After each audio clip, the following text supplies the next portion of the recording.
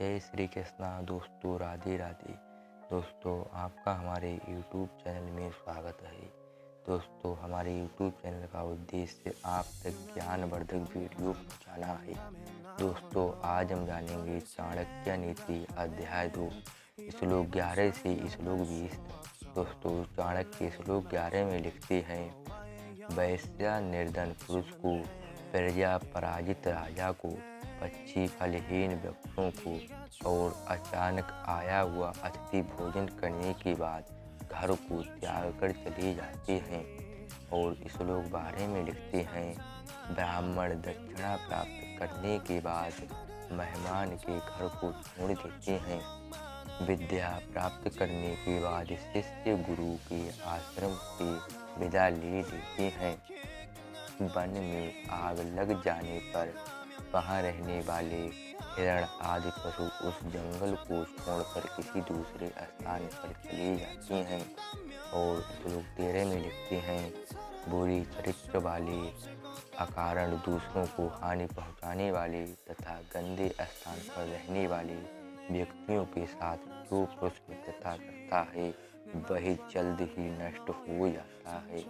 और श्लोक 14 में लिखते हैं, प्रेम व्यवहार बराबरी वाले व्यक्ति से ही ठीक है। यदि नौकरी करनी ही हो तो राजा की नौकरी करनी चाहिए। कार्य अथवा व्यवसाय में सबसे अच्छा काम व्यापार करना है। इसी प्रकार उत्तम गुणों वाले अतिथि की शोभा घर में ही है। और श्लोक 15 में लिखते हैं, संसार में ऐसा कौन सा कुल अथवा वंश है जिसमें कोई न कोई दोष अथवा अवगुण ना हो। प्रत्येक व्यक्ति को किसी न किसी रोग का सामना करना ही पड़ता है।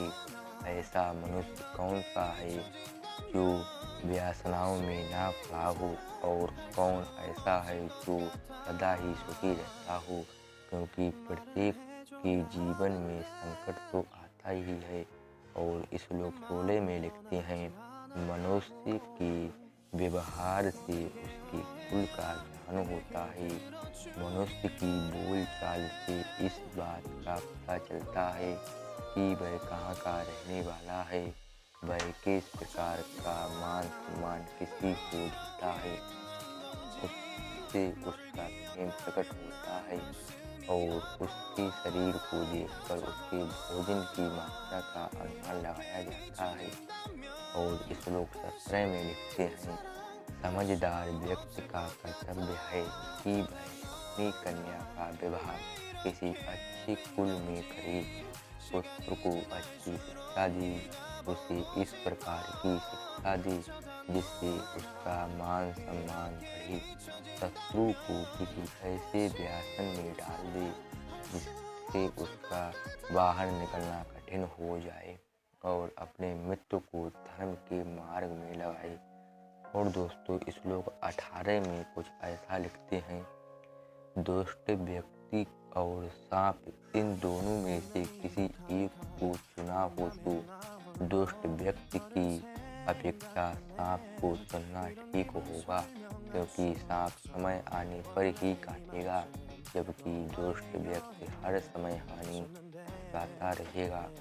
और अगले श्लोक 19 में कुछ उल्लेख करते हैं, राजा लोग कुलहीन व्यक्तियों को अपने पास इसलिए रखते हैं कि वे राजा की उन्नति के समय, उनका ऐश्वर्य प्राप्त हो जाने पर तथा विपत्ति के समय भी उन्हें नहीं छोड़ते। और श्लोक 20 में लिखते हैं, समुद्र भी प्रलय की स्थिति में अपनी मर्यादा का उल्लंघन कर देते हैं और किनारों को लगकर सारे प्रदेश में फैल जाते हैं, परंतु सज्जन व्यक्ति प्रलय के समय भयंकर विपत्ति और कष्ट आने पर भी अपनी सीमा में ही रहते हैं, अपनी मर्यादा में ही रहते हैं। दोस्तों, अगले श्लोक को जानने के लिए और अगले अध्यायों का अध्ययन करने के लिए अगली वीडियो का इंतजार करें। जय श्री कृष्णा, जय श्री राधे, हरि ओम।